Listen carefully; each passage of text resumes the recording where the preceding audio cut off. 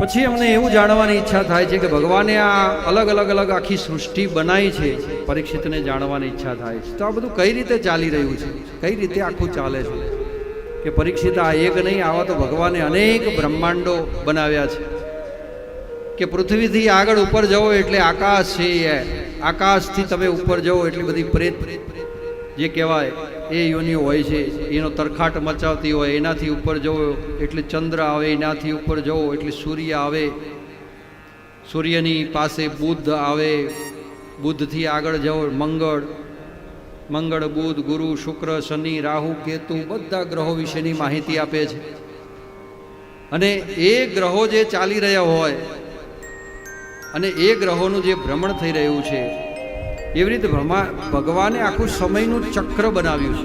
અને સમયનું જે ચક્ર બનાવ્યું છે ને નિમિષ માત્રથી ચાલુ થાય છે.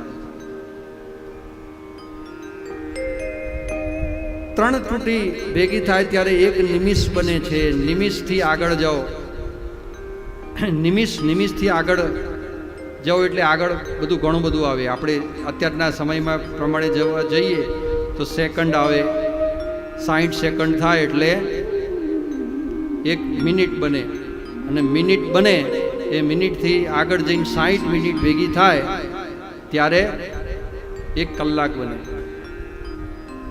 અને એવી રીતે આપણા શાસ્ત્રની પ્રમાણે એને સવા ઘડી કહેવામાં આવે. 29 ઘડીઓ બને, 1 ઘડી 2 ઘડી એવી ઘડી બને, અને એ ઘડીઓનું મુહૂર્ત બને.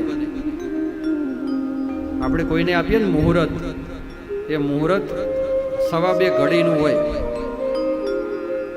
એ ઘડીથી આગળ જઈએ એટલે મુહૂર્ત બને, અને મુહૂર્તથી આગળ જઈએ એટલે પ્રહર આવે.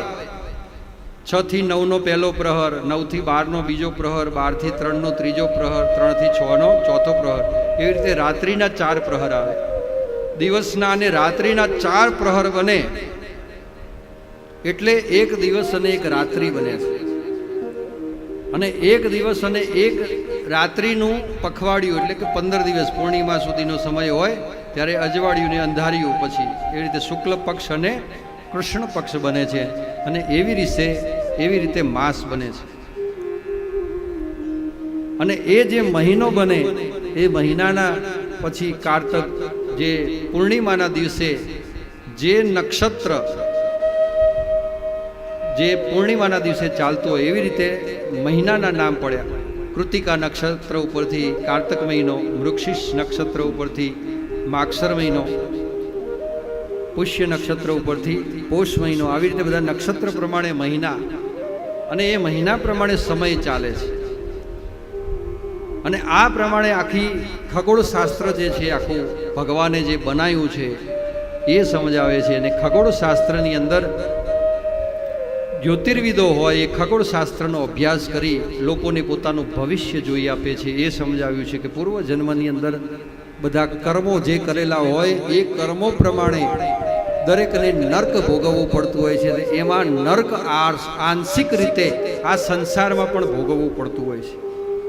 કોઈએ કોઈ પણ પ્રકારની સ્ત્રી હોય એનો મોટામાં મોટો દ્રોહ કર્યો હોય, અને સ્ત્રીનું વારંવાર અપમાન કર્યું હોય, કે દાવાનળ અગ્નિથી એ સ્ત્રીને બાળી હોય અથવા તો એનું હૃદય બાળ્યું હોય, તો પૂર્વ જન્મ પછી બીજા જન્મની અંદર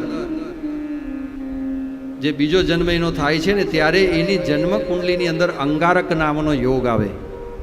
અને અંગારક નામનો યોગ એવો આવે કે એની સ્ત્રી પ્રાપ્ત થાય નહીં. અને સ્ત્રી પ્રાપ્ત થાય તો કર્કશ મળે, ઝઘડા થાય. અને અત્યારના પ્રમાણમાં પહેલાં કર્કશ ભોગવવું પડતું, પણ અત્યારના પ્રમાણમાં એવો યોગ હોય તો વ્યક્તિના છૂટાછેડા થાય. જેને પોતાની માતાનો દ્રોહ કર્યો છે, માતાનું કેવું માન્યું નથી, માતાને બહુ તકલીફ આપી છે અને દ્રોહ કર્યો છે, એની કુંડલીની અંદર માતાનું ધનહરણ કરી લીધું હોય, કુળદેવીનો દોષ કર્યો હોય, લોકોના પૈસા જે છે એ ઘણા બધા વસ્તુઓ સમજાઈને પચાઈ પાડ્યા હોય, લઈ લીધા હોય, તો એની કુંડલીમાં ગ્રહણ એવું આવે. ચંદ્ર અને રાહુનો ગ્રહણ યોગ થાય, ને જેની કુંડલીમાં ગ્રહણ યોગ આવતો હોય એ જિંદગીમાં આર્થિક તકલીફો ખૂબ વેઠે છે. માતૃ સુખ એને ઓછું પ્રાપ્ત થાય છે અને આવા અનેક પ્રકારના દુઃખ એને જે છે ને ભોગવવા પડે છે. મગજનું ચેન એને પડતું નથી. ધન સંપત્તિ વૈભવ હોય પણ જેની કુંડલીમાં ગ્રહણ યોગ હોય એની શાંતિ ના હોય, કંઈક ને કંઈક વિચાર જ ચાલતો હોય. પિતાનો દોષ કર્યો હોય એને આવું સૂર્યગ્રહણ આવે, ગુરુનો દ્રોહ કર્યો હોય તો કુંડલીની અંદર ચાંડાળ યોગ આવે છે, જેના પણ ગુરુનો દ્રોહ થયેલો હોય અને ગુરુએ કોઈ શ્રાપ આપ્યો હોય તો ચાંડાળ યોગ આવે. અને આવા બધા દ્રોહના કારણે વ્યક્તિ પીડિત થતો હોય અને આ જન્મમાં આ બધા દ્રોહને ઓળખી સૌ પ્રથમ જો એને વ્યક્તિ એનું કલ્યાણ કરવું હોય તો એ બધા નર્કમાંથી બહાર નીકળવું હોય, આ જન્મમાં એને પીડા ના ભોગવવી હોય તો સારા જ્યોતિર્વિદને એ કુંડલી બતાવે એ પ્રમાણેના દોષ હોય તો એમાંથી એને મુક્ત થવા માટેના આપણા વૈદિક શાસ્ત્રોમાં ઉપાય બતાવ્યા છે, એની વિધિ વિધાન બતાવ્યું છે. અને એ વિધિ વિધાન કરાવે.